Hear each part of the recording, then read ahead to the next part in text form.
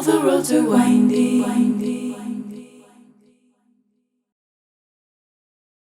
Hello, Jacqueline. I'm super stoked to talk to you and to share your magic with so many listeners. Welcome. Thanks for coming on the show. Thanks so much for having me. Yeah. And before we begin, who are your ancestors? What are your lineages? Where do you come from? I have a lot of different ancestors, but most of them are from the Eastern European areas. On my dad's side, we're Russian Jews. On my mom's side, that's where a bigger mixture happens, but also a lot of Eastern European and Serbian and Croatian. Wow, that's cool. I didn't know that you were mostly Eastern European roots. That's awesome. And then where are you in the world and who are the people of that land? I live in Detroit, Michigan, and I was born here.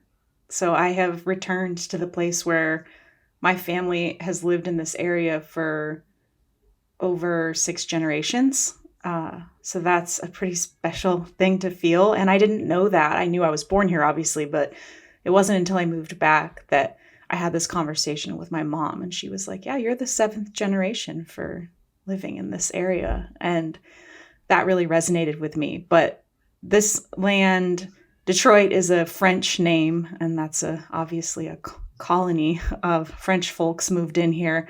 But before that, and still to this day, the Anishinaabe, the 3 councils, are the native folks who are connected to this land. And there is a name for Detroit that is native, which is Wawiyatanong, which means where the river bends, because Detroit is located on the river and in between some giant, beautiful freshwater lakes. So that's the where the river bends makes a lot of sense for the name here. I love that. Thanks. And something that's coming to mind, I know you're married to the earth. You love the earth. You are devoted to the earth and its beauty. And I'm wondering, since moving back to Michigan, or I guess not back, it is back technically because you were born there, yeah, maybe we can get into that. But what's been really speaking to you in the land, in nature, in this place where the river bends? Yeah, so many of my friends were worried about me moving back here. Would it be sustainable for someone like me who's so integrated with the earth and obsessed with the planet to be in a city? But Detroit is actually inundated with nature everywhere, and it is right on a river, and there are so many outlets for me. And also, having grown up here until I was 8, one of the things that was most surprising to me when I moved back is that I remembered all of the plants. Whoa! All of my plant friends were very obvious, and they were like, hi, we remember you. We've been waiting for you. And so that was really an easeful reintroduction to place for me. And there's also just so many old trees here, that some cities don't have that. And this city is just filled with these giant old trees, and in also relationship with a lot of new trees. So there's a lot of new trees being planted and a lot of big tree planting initiatives here, which I'm really engaged with. And maybe we can talk a little bit about that at some point. Yeah.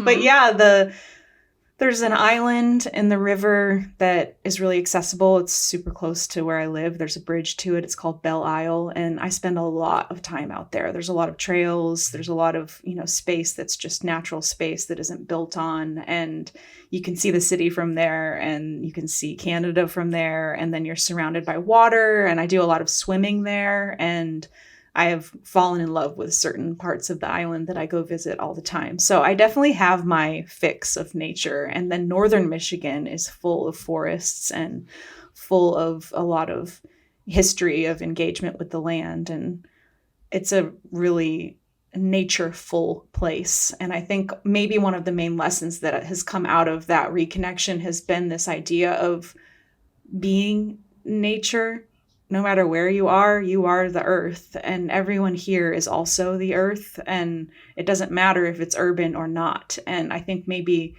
we get into these beliefs around urban space and lacking connection with nature, but that stuff can all be really instilled within the culture of a place, or in the way a place kind of upholds nature, even if it is an urban space. It's really interesting to see the overlaps of that. And especially in a place like Detroit, where nature is just taking over in a lot of places that have fallen into what would say disregard or ruin, or there's many ways to describe what's happened to Detroit, like a lot of huge historical moments here of shifting from urban to now what is rebuilding, and what humans are choosing to focus on in that rebuilding, and how nature is actually definitely a huge part of that. And watching the community here make choices around that is actually really unlike any other experience I've had with nature anywhere else, even living in Northern California and being,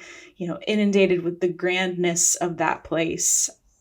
I still feel like this connection, watching humans choose nature in an urban space, is actually like really, really deeply resonant, and gives me such hope and such belief in that connection that I already uphold in my practice. Mm-hmm. Mm-hmm. Wow, I want to hear about, is there an example that you can give us of what's being chosen? Yeah, like people will look around the city and, it looks different to people who don't live here, but to people who do live here, there's a lot of memory and there's a lot of sorrow in like these open spaces that look like fields, but actually there were houses there. Wow. And I'm not going to get into the entire history of Detroit in this conversation, but I do highly recommend people looking up what happened to this city, because there's a lot of examples of what happens with, social equality and economics. But then the way that relates to the earth is when people aren't tending to a place, it tends to itself and grows wild. And it kind of it resonates as this sense of how humans sort of fold into the aid of working with land. And I always talk about it like the helping hands, and how if we are engaged with, touching the land and preserving the soil and, rebuilding a space that maybe was, quote unquote, forgotten, then our interaction and relationship with it actually can help it grow. And so I see that a lot around Detroit. There's like spaces that if someone moves in and they nurture that forgotten lot or that abandoned space and, pull out some of the undergrowth or clear away the dead trees that have fallen and, make room or leave some standing dead trees for habitat. And all these animals live here. There's pheasants everywhere. There's deer. There's, it's a really flourishing place because of this overlap. It flourishes more when there's a little bit of aid, and I can see that all around me. And so I'm still learning about it. I'm still learning about how that works and like what level of human interaction is enough, where does it stop, and how does it look to nurture that connection and be a part of nature in a space where maybe nature was at some point blocked out and now has crept back in so skillfully and beautifully as it does. And because there is such a difference in population here than there was when this city began, there is space for all of that. And I think in that space, people maybe are allowed to have a different appreciation for it and are allowed to notice it more, and that makes them, want to plant more trees or want to start an arboretum on their block and want to, engage in like funding projects that nurture the return of that kind of presence in this landscape. And I see that happening in at the riverfront, and there's all these different projects happening everywhere here that kind of reinforce that feeling. Ooh. I love it. I mean, one of my favorite things ever is decay. I think it's a lost link in taking our society from linear to cyclical, is honoring decay. And here I hear you now speaking of, wow, from this decay is coming a rebirth, and a rebirth that is allowing more connection and co-creation with nature and with the earth, instead of just let's rebuild what it used to be. There's a new awareness of what's possible. And that's really exciting. I mean, I'm like, I want to go to Detroit now. I'm like, cool. I want to see this. Yeah. And I'm really interested in the balance of that, where it's so much more of my focus is on the human connection to all of this now. I mean, I've spent so much time communing in the realm of plants and water and, sun and moon and all these, things that surround us in our human world and that uplift us and that give us our bounty. And in Detroit, I'm really more interested in tuning into the personal and the human connection to these things, and the loss that is ripe and true, and the, racial inequalities and the histories of a place and its people and its ancestors, and all the way back to, this consideration of naming this place and the where the river bends, and seeing how, the voice of the earth has always been very strong here, and who uplifted that before and who will uplift it now, and how does that work in a community of people who have lost so much and who have watched their city fall into ruin, and who have watched, the place that they love be forgotten and cast aside. And now this idea of the slow examination and consideration of, what is our role in that? And I like to let this place really show me what that is. And I'm definitely, I've only lived here 2 years now, and I'm following the lead of the people of this place and trying to see, it's not as simple as, oh, you just come in and plant a bunch of trees and let it all, Right. Revive. It's like, oh, actually the conversation is much more complex than that. You have grief to work with here. You have anger to work with. And the idea of a space not belonging to anyone in this way of transformation being, we just bring in a bunch of trees and recreate that kind of population here. Well, there's another population that's, actually the vocal point that I'm interested in, which is the human population. And then seeing how that kind of coincides in these really beautiful community projects that are more of a balance of these needs that get to thread through each other. And I'm so inspired by kind of just witnessing that and letting myself with my earthly ear take in all of that information and be a part of that blending and that balance. It's been really beautiful and a big shift in my focus, I think.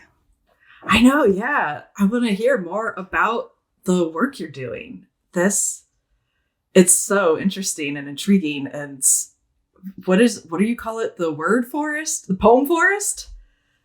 The poem forest. Poem forest is my new major focus.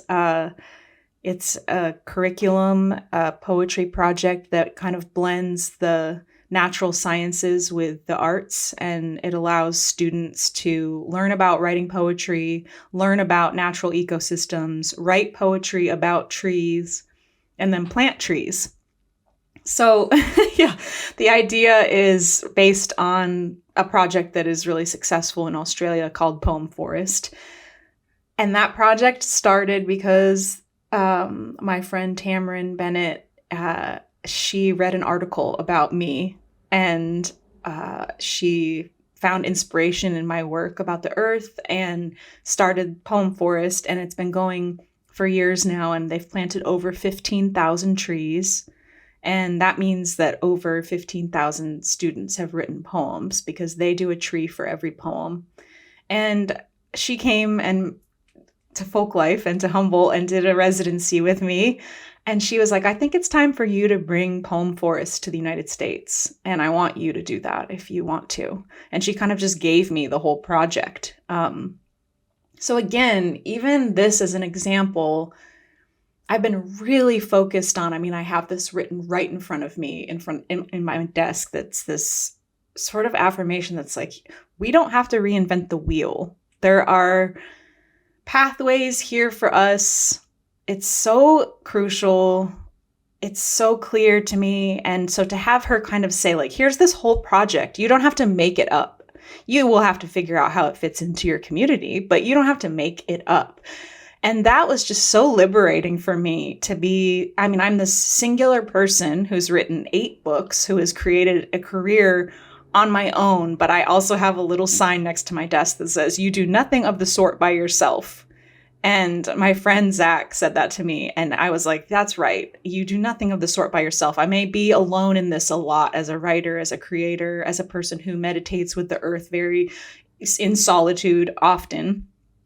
But there are all these pathways that are here for us. And I think that's really inspired me with this nonprofit work and kind of leaning into this world of community and connecting with people and earth at the same time. And so Poem Forest is like this big example of that in my life. And it's definitely become my biggest inspiration in this way that it's unfolded. And I said yes to her. I took it on. And then immediately in Detroit, I've been able to teach with this program called Inside Out Literary Arts. And they bring poets into classrooms and they let me pilot the whole Poem Forest project. And I did it at a school with a bunch of 5th graders, 3 different classes. We wrote tons of poems for 8 weeks and planted trees at their school, and they all got to take trees home with them.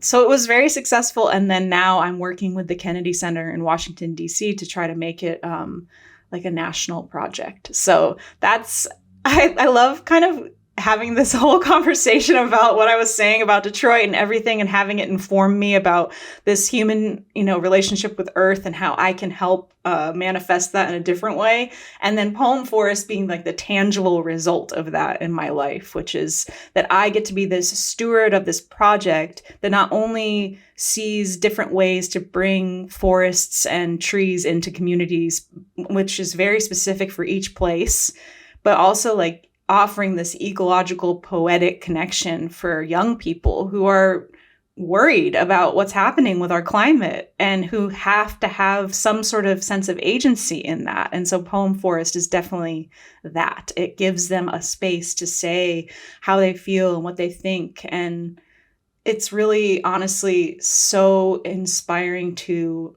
see how deeply the earth and all of its guidance lives within them. Like if these kids in Detroit, someone might think, oh, these are, urban dwelling children. They don't have a concept of nature or whatever. But you give them one lesson, one entryway, one invitation into the world of, earth loving and earth even just noticing. And they're just ripe and ready. They're like, here are 8 poems about, the trees in my yard and the birds and the bees and they're just so ready for that. They have so much to say. And some of it is fear, some of it is sadness, but a lot of it is just deep, deep appreciation. And it's so cool to see that connection. Wow. I'm curious to hear, like, what are the kids thinking and feeling? Are they, what are they concerned about? What do they hope for? What's happening in their little hearts and minds? Do you have any stories of anyone? They're perfectly attuned, They're like, wow, the tree in my yard, it changes all year long. I notice everything about it if I'm allowed to have time and space to do that. They're very much, if I ask them to write about the river here, they know the river is there. They're not, they might be disconnected from the river in actuality, like they might not go there very often, but they know it's there and they know it's important and they know it lives in it and they know that it's this like fully working system that we're connected to. They have a lot of concepts about water, especially 5th graders. They've been learning about the cyclical nature of rain and water. They're like, this is a huge part of our life. And also like pollinators. They're very interested in pollinators. And I think when their fears come up, it's about the future and them not knowing what will happen to the earth. And we would do a lot of writing to a tree in the future that they planted and wondering, will it survive? Is it healthy? Will they be there to see it? What will the earth look like? And I think just allowing them to kind of dream and explore in that space I think it's the same for adults too. I think we all are just the same. Yeah. Mhm.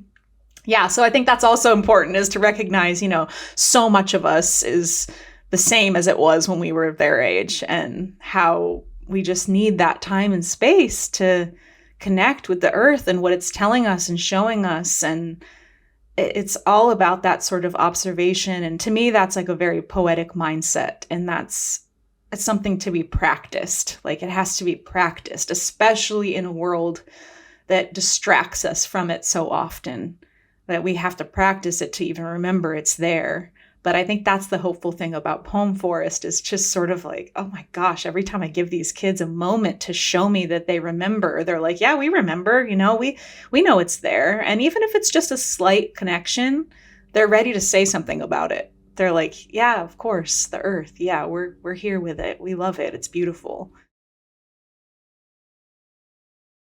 It's just, I'm gonna take it all in. I'm just like, oh, appreciating that you're stewarding these, these young beings, these beautiful people, to see the earth and also feel their relationship with it, with the earth. Everywhere we go, the earth is beneath us, the sky is above us. We're always here. And it is that turning of attention to notice it. And it's just not the dominant way. It's not taught typically, right, where it's like taught out of us. Yeah. Because, and it gets coupled up with the programming that if we take that time to notice, then it might be dangerous to our survival. Like, there's so many weird things that have become wrapped up in, like, why don't we just know that we are the earth and engage in relationship with the earth? So it's very it's like such a gratitude and relief to hear how you're stewarding this aliveness and relationship, and what is that going to bring people, just as they relate not only to the earth but to themselves and to others and to their children. Like, this is like a generational ripple. It's very like I'm just, yeah. I hope so. Yeah, I hope so. Yeah. Mm-hmm. Yeah, it feels like a big honor for me to be in that position. I am so grateful that I even have access to be with children, and how much I learn from them and how much hope I get from being with them. It's something that I didn't ever think, oh, I want to be a teacher, or I wasn't moving in that direction inwardly. But then it was really clear to me when all of this started that it was something I really needed to do. And it's been a really, as most things in my life, if I follow the thing that guides me, all the doors continue to open. And that's, my life as a writer has been like that, because for me, my work has never been solitary all the way. Obviously I write my books by myself in solitude, but I've always had some kind of project that connects me to people. And whether it be, me with my typewriter writing poems for 12 years in public places and connecting with people emotionally one-on-one, or now in this, it's funny, it goes from poem store to poem forest. It's really a good transition. Yeah. And like, taking out that like store element and putting in the forest element makes so much sense for me. And yeah, so I just really, I think a lot about that trajectory and like what it's like to listen to the earth and then try to translate and offer up the information and make it accessible, and like the different ways that I'm really devoted to doing that and how it shows up in my life and how I keep turning towards it.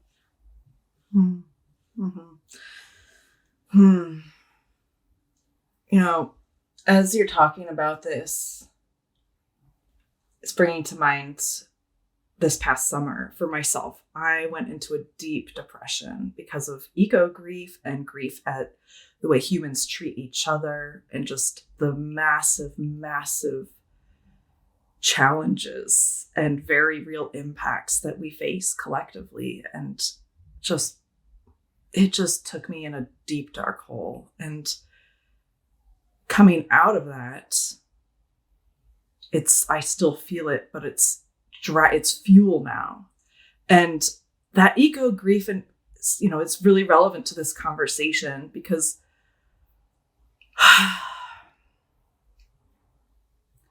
it's just this immense despair at we can't, look what we have done from lack of attunement to the earth that we are and that feeds us. And we are now on this trajectory where things are changing and they're not going to go back to what we knew they were. And humans are resilient and adaptive, and the earth is adaptive.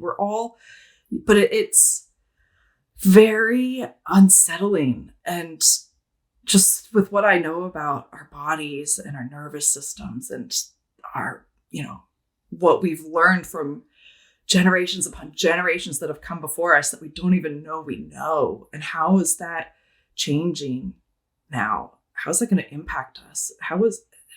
There's just so, I can go into so much of it. And I'm wondering if this is something that you experience and if it's something that you're seeing other people experience. And I'd love to hear about that. And I see you nodding your head. Yes. So since yes, then I would also like to hear about what has been some of your journey through that.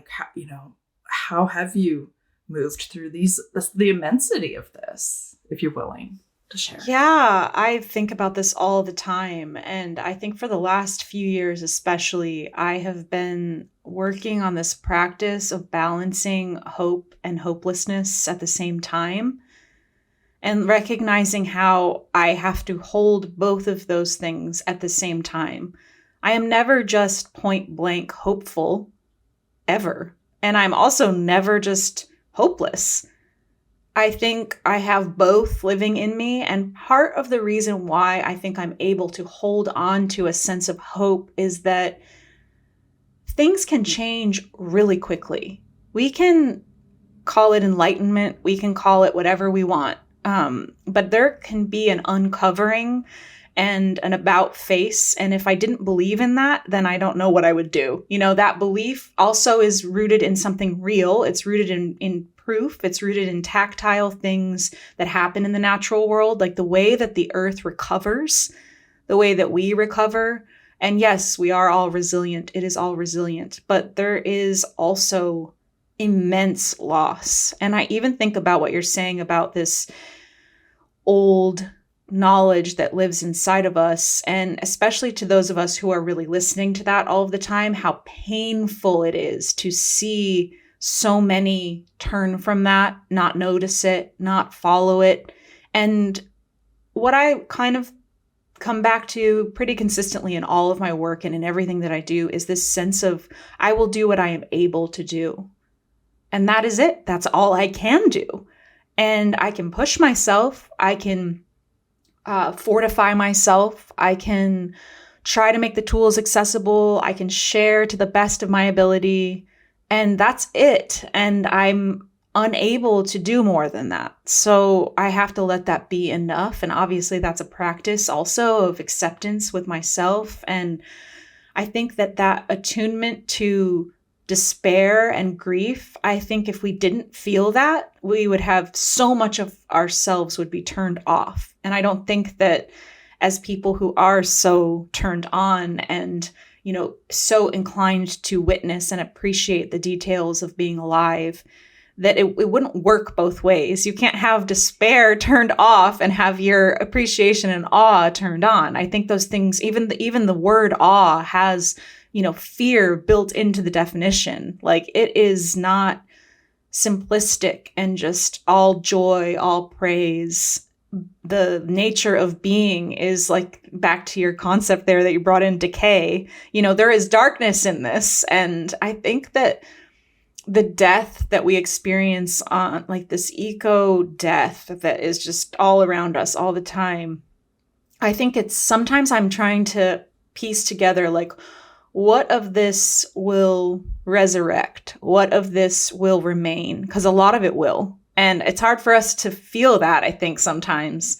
And so I'm always trying to think, what will remain? I write a lot about that. I write a lot of poems about the things that will remain, the things that will resurrect, and how endings are kind of always connected to beginnings, and all of that. But it's both. It's not one or the other. So I think living with that despair, that's where I think a lot of my writing kind of tends to turn to, is like, what kind of support can I offer in that? How do I stay turned towards the light? Or how do I let myself just live in the darkness for a minute? And like, what does that look like? The balance of that. And I think that's like where a lot of my poetry exists. And a lot of my books are definitely focused on that kind of tending to the self who is attuned to hope and hopelessness. Mm-hmm. Yeah, and holding both, allowing both. And that's taking such a step away from the dominant message of duality and domination that kind of got us here in the first place. Yeah. Yeah. Do you have a poem or something you might like to read that is coming to mind on this? Yeah, I do. I have a book of poems that's unfinished. I mean, it's not unfinished. It's finished, but it's not released, and I don't know who's going to release it. Preview. Yeah. Any publishers out there, listen up. I mean, it'll find its right spot. I trust that. But I definitely, I think in a lot of my work in the past, I've turned to the earth as the speaker, and the earth as my main muse. And this book is the same, but again, I think it's definitely found more of the human in it, and kind of searching in this time of great, ecological despair. How do we turn to each other, and what does that look like? So the book is called The Verse for Now. Again, it's not out yet, but it's for now. So I'm going to read it to us. Right. And it's always now. So exactly. Here we go. Okay, the verse for now. I don't care about dying alone. The other realm will unfurl its tongues of color, and I'll slope toward it as a dying mountain. But come to my table while I'm breathing and celebrate me, because who else is like this? I'll cheer you on the same way and bake cakes in your honor, because who has those eyes so open and ready? Who has that spirit so steeped in carefulness? Tenderly, I set the lace under each plate and buff the silverware, soup bowls, teacups, the paintings with the handmade frames. Look how well I uphold life as a gift. I kneel before it all, and you are part of that. I'm saying you're holy, you're God. Why not? When I'm gone, will you read my words and remember how well I lit the world in praise of the world? Will you cry with thank yous and recall my meanness too? Who cares? I'm gone now, and books will disappear. And it isn't for the memory that I make it all. It's for right now. I love it. Who cares? Exactly. Who cares? It's not the point, That's for not the point. I love and that. I think I thought of that poem in this moment just because it's like this turning away from this egotistical human understanding of time and being like, what are you going to do right now? Who do you have access to? How can you uplift the life of others and treat them as if they are as holy as they are? And what will that do to the story? What will that do to everything? It will change everything. You have this power to change everything in this moment just by your behavior and the way you treat other people. And I really heard that in what you were saying too, just like the despair around how we treat each other and what that looks like. And I think sometimes the grandness of all of this can be so crippling in this way that it just like constricts our sense of power, and it helps, I think, to think of, well, what and who do you have access to, and absolutely what pathways can you follow that will enrich your connection to others and the earth. And that sometimes those things are so much more simple than what we think they should look like. And that obviously this is kind of cliche, but a simple act of kindness goes a long way. And I kind of think that that's what that poem is about. It's like, I'm not writing these books so that, I change the world forever and ever and people remember me in the future, but I'm writing them for right now. They're coming through me right now. So to me, I'm translating and channeling something for the people of now, which isn't always the case. There are some artists who make work for the future, and that's incredible also. And I think just kind of recognizing, like, what am I doing with my time here? And how am I attending to these things? That always soothes my despair, just to be like, well, I'm fulfilling whatever it is that I'm needing to fulfill in this lifetime. And I'm trying to know what that is. I think a lot of people have to work really hard to get clarity around what that actually is. And that work is all you're here to do. And often that work like guides you to what you should do. And I don't know. It just, I think it's, that poem just came to mind with all of that. Mm-hmm.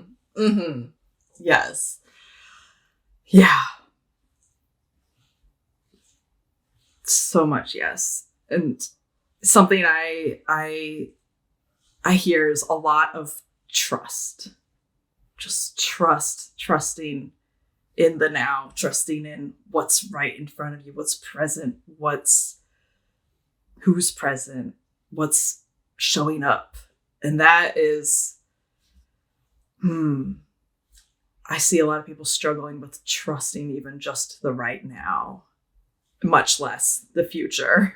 Absolutely, yeah. Yeah, and I think that trust, again, is something that has to be so cultivated, and constantly tended. It has to be tended to all the time. And that I think a lot of times that trust gets canceled out by a longing or a want.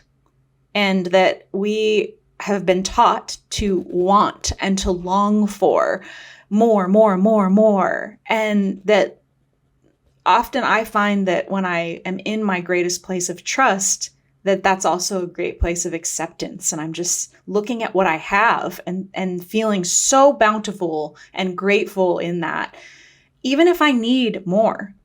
I'm not saying you shouldn't, because sometimes we do, but it's like trusting that you will get exactly what you need if you continuously kind of engage with this practice of trusting. And what even happens in that place is just that's a huge part of my personal practice.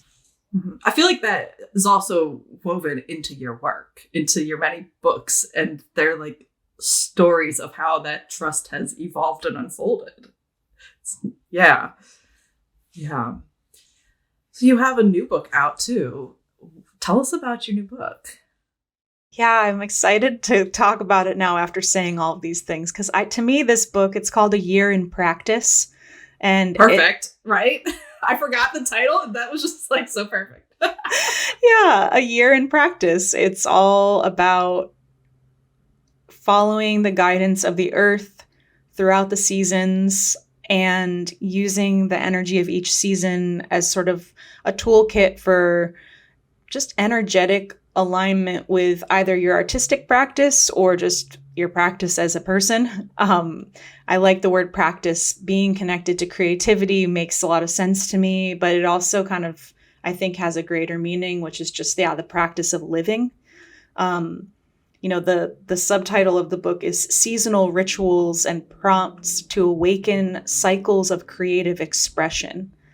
which I was like, wow, I did not make that title up, but I like it. And well, the publisher were like, we collaborated on it. I'll say that. I wrote many things. They wrote many things. We wove it together. This is what we came up with. But in the end, I think it kind of really honors what I was just saying about like just the practice of life, because I think creative expression is important for every human being, whether or not they're an artist. And so the book is this toolkit to align yourself with a rhythm that already exists, that's already in you, that already exists on the planet, in the planet, of the planet. And I'm really interested with how people will utilize this in this way of helping themselves remember that the earth exists, remember that they are the earth, remember that there is a rhythm provided for them. Again, they do not have to recreate the wheel. They don't have to reinvent this rhythm. It's already here. And specifically, there feels like there's an urgency around this and learning this rhythm because it's leaving. We're losing the rhythm. It's shifting. Mm-hmm.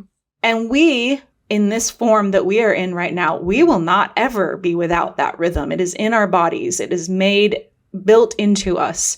So even as we lose so much and our climate does change and we witness the effects of that, I think one of the things that really inspired me to write this book was this idea of kind of receiving this messaging now so that it can be practiced now, so that when it isn't as familiar, we can still remember it. And it will be very important, I think, for our health and our well-being that we remember this, and the sense of, I think, like, if the seasons are changing, we have climate change, and the seasons are going to change and, become more extreme or totally change into a different flavor of whatever, instead of it being a cold,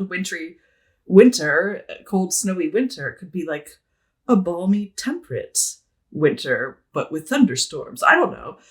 And so, like, there will still be seasons because the earth is tilted on its axis, and there will, like, we haven't changed that yet, as far as I know. So, like, how are the seasons going away? I'm a little confused.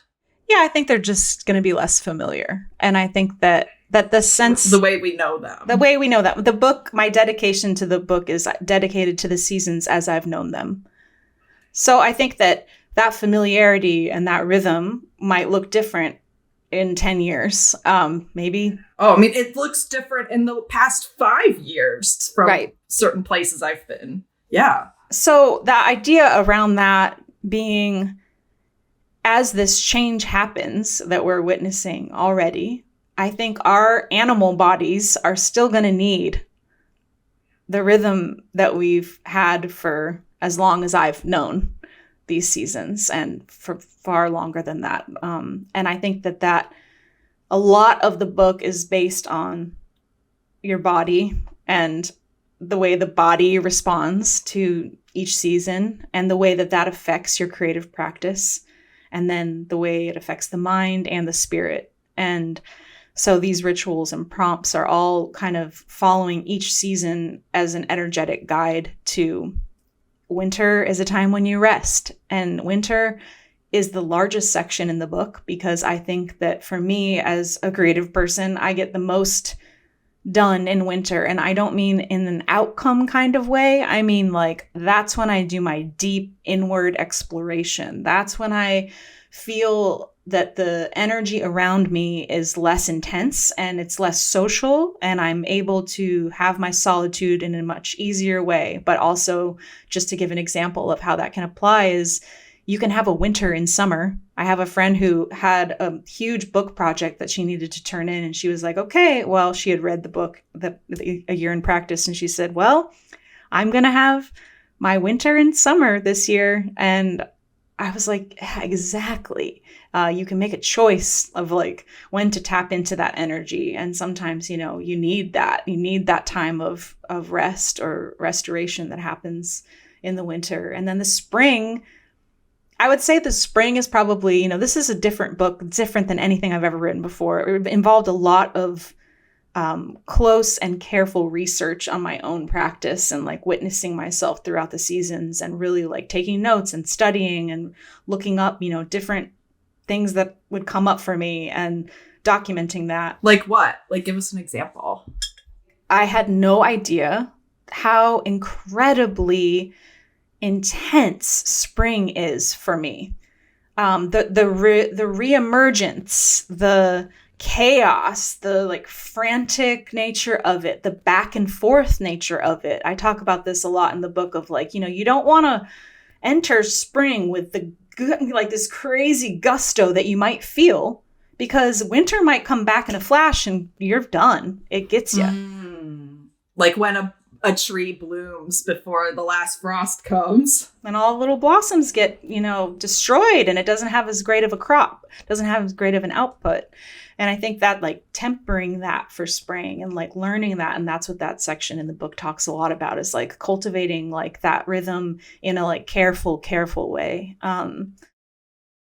Also, like I said, it's for me kind of like the most excruciating season.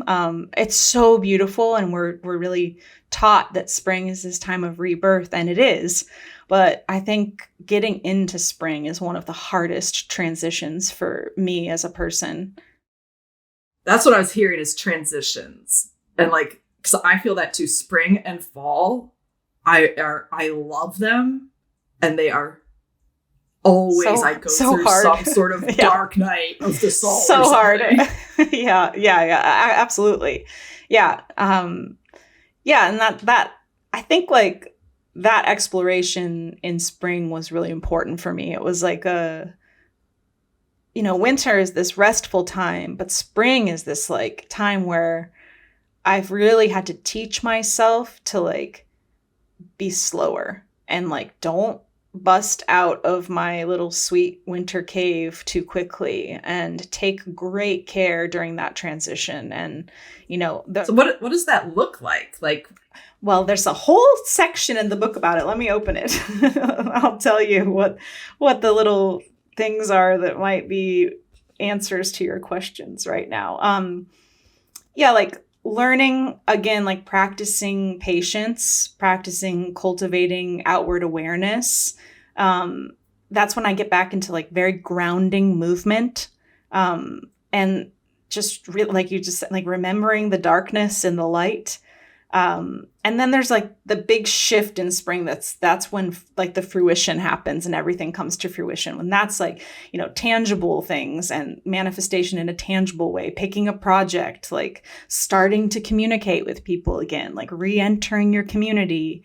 That's getting louder and finding your voice after you've been quiet for so long. Like these are things that take time and like careful attempts, and obviously they will work different for everyone. Everyone will have their different approach to each of these things. But I do think, and this is kind of like what I explore throughout the book, is like that energy, even if it like manifests differently for each person in tangible ways, is still a very similar energy for everyone. And that was something I really explored as I was writing the book, of just talking to other artists and being like, wow, this really resonates. It seems like you're really in this place also. And it's funny, ever since I wrote the book, I continue to have conversations with people that are like, oh yeah, this is how this season affects me. And this is when I like to do this part of my practice. And yeah.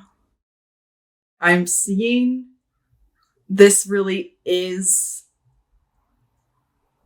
a guide, what people may experience from this is becoming attuned to their own inner seasons and cycles, instead of just being fixated on the linearity that they're supposed to be, the static linearity or upward progression that, capitalism's like always onward, upward, more. Instead, like, oh wow, how does one attune to their own cyclical nature and own it and not be ashamed of it or scared of it?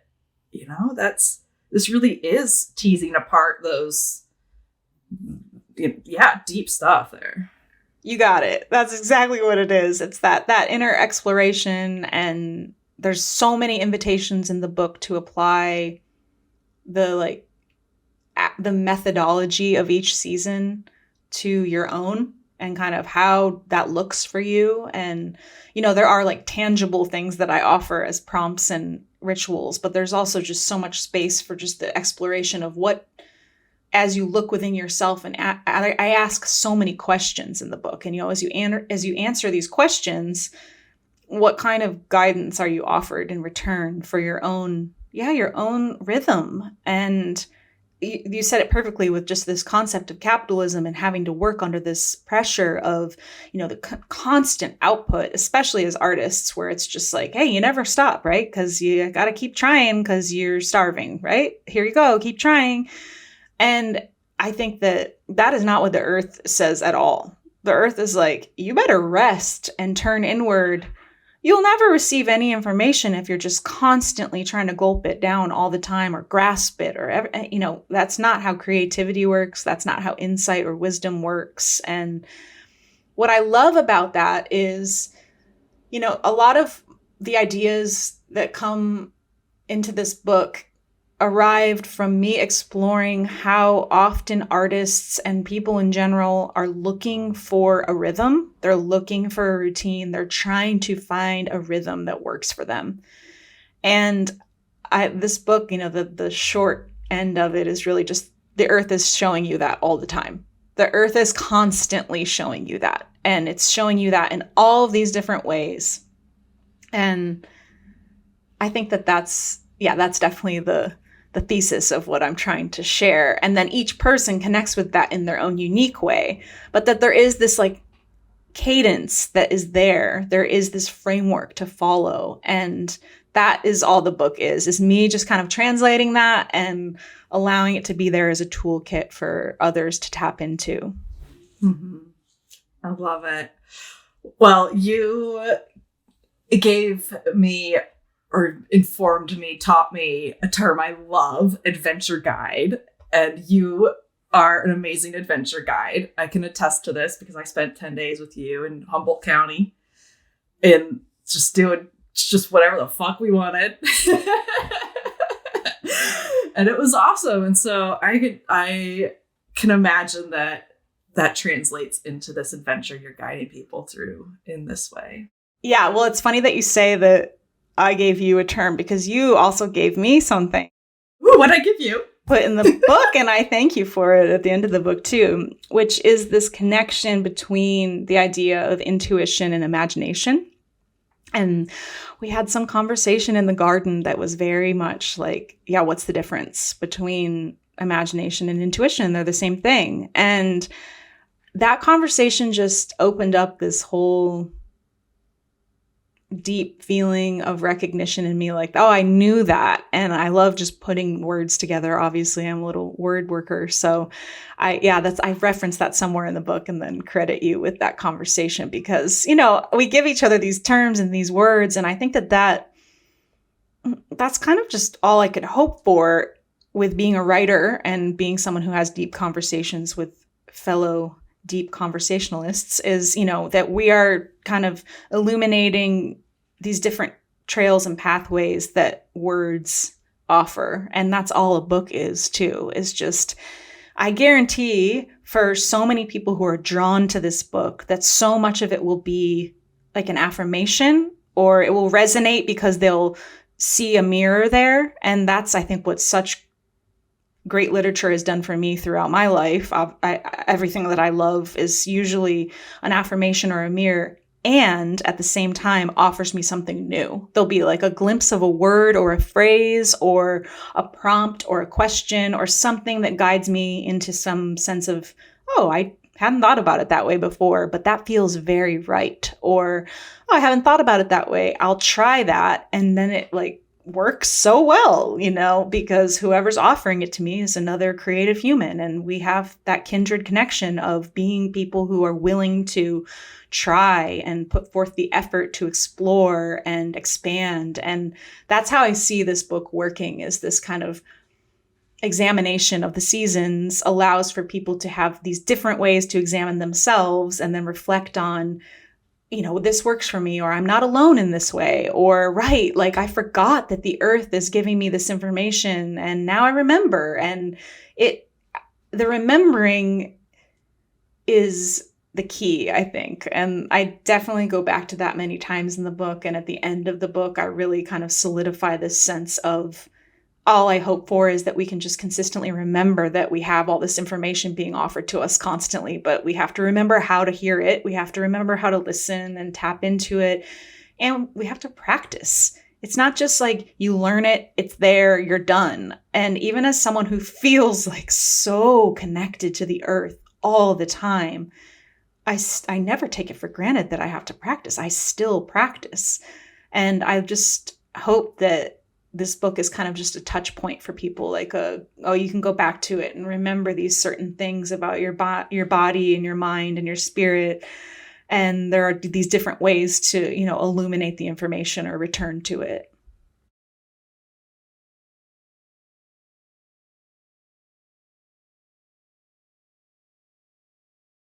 I'm honestly just really tickled that I gave you something and you put it in the book because everything you're talking about here comes to mind as like cross-pollination and championing each other. And people think of plants in the garden being companion plants, and there's so much relationship in how life moves through us and through all that exists on this planet. Like, it's all relationship, it's all connection. And this is such a bridge into remembering that connection that's already there. And we do have to practice it. And it's kind of funny to me thinking about it as practice, because to me, it's also relationship. And as someone who's, experienced complex trauma and been through a very vast, mental illness and been through so many different healing modalities, and actually I've done so much healing and learned what it is to relate and how to relate. I have had to practice that relating with myself, with other humans. And the earth was one of the first beings that I actually felt safe relating with. And so there's just so much. It's just like this fountain, just, and something that really stuck with me too from going to retreat at Folklay Farm was just the way you spoke so passionately about when someone in your community was doing something, y'all showed up and supported them. You bought their books. You showed up to their art opening. Like that alone drives so much of, it just moves me so much. And I feel like this is like, okay, the earth is also showing up, and we can show up for the earth, and we can champion each other and support each other. Like, this is both the medicine and the outcome. It is. It's the alternative. It's an alternative pathway to the freaking despair, the aloneness. So many people are so alone and isolated, to the not enoughness, to all of us. Like, there's so much richness there, but we really do have to practice being able to relate to it and receive it, and also be a point in that flow, a bend in the river, which this incoming goes outcoming, that we are able to receive and give out. Like, there's so much here. So I know, I'm just like, okay, I hope I'm excited. I love all of that. And I think it's interesting because just as, imagination and intuition are synonymous, I think relationship and practice are synonymous, because I don't think relationship ever just comes and just happens. It comes, it shows itself, it presents itself, and then we have to practice showing up for it again and again and again, whether it's with a human being, whether it's with our community, whether it's with the earth. And I also just love and really want to recognize that sense of safety that comes from connecting with the earth, and how that just really rings true for me also. And that is my first love, my deepest love. And that's because I feel so safe there. And then also, as I've learned over time to really understand that that is me and I am the earth and I am loving myself in that. And I am, aware of my own bounty, and everything is reciprocal with that relationship. So that's taught me so much about how to be with humans. And that's taught me so much about how I want to be with my work. And the earth is my deepest and first and foremost muse. And also everything I make is for the earth. Everything I make is for that relationship, to turn people towards having it in their own way, to remind people that it exists so that they will steward and care for and worship and protect. And I just really love that sense of how safe it is there. And I think that's also, there's like a great metaphor in that with this book and writing about the seasons and using the seasons to show that bounty and that consistent offering and that cadence, and how, the earth is just so generous and gives so much and is so patient with us.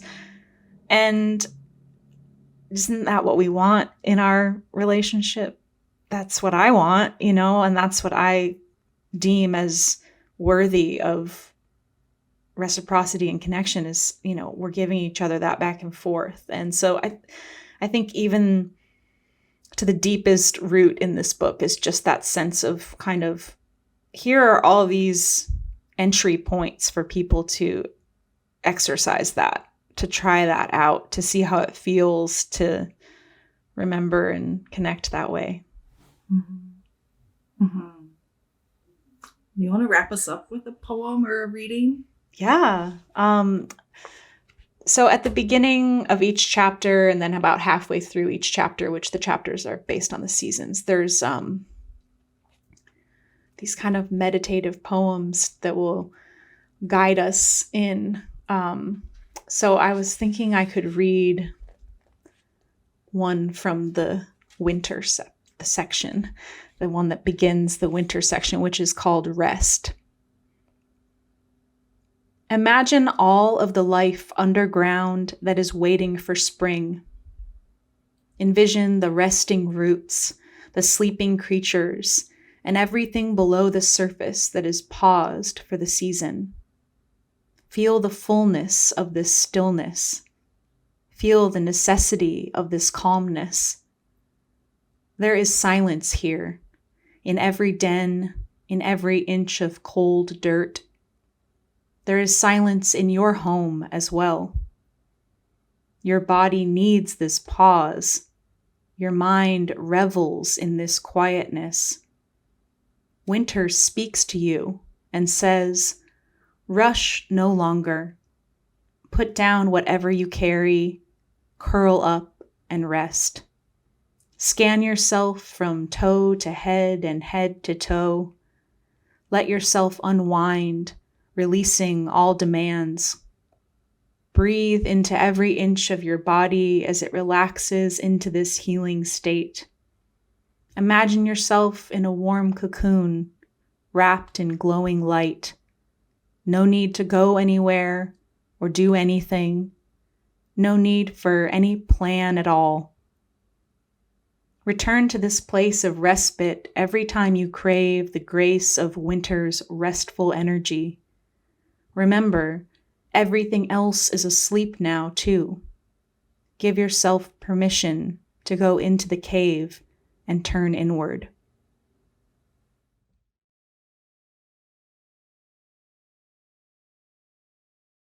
That invited my body into a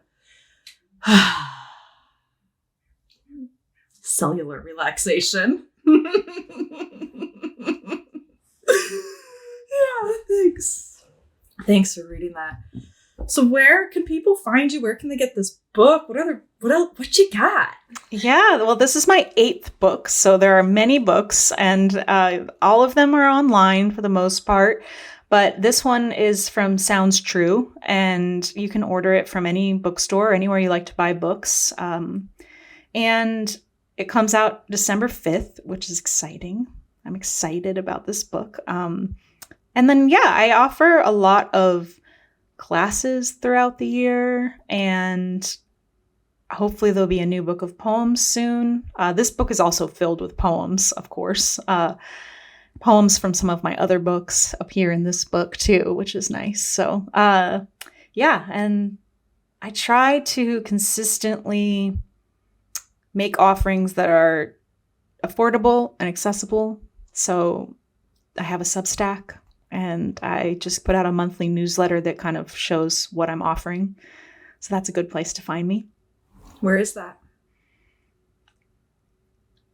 On Substack. I think it's Substack and maybe like /J Suskin. We'll put the link in the show notes. Yeah, I don't have my links memorized. I guess. Yeah. Perfect. Well, yeah, we'll get you. We'll get you all linked up. Beautiful.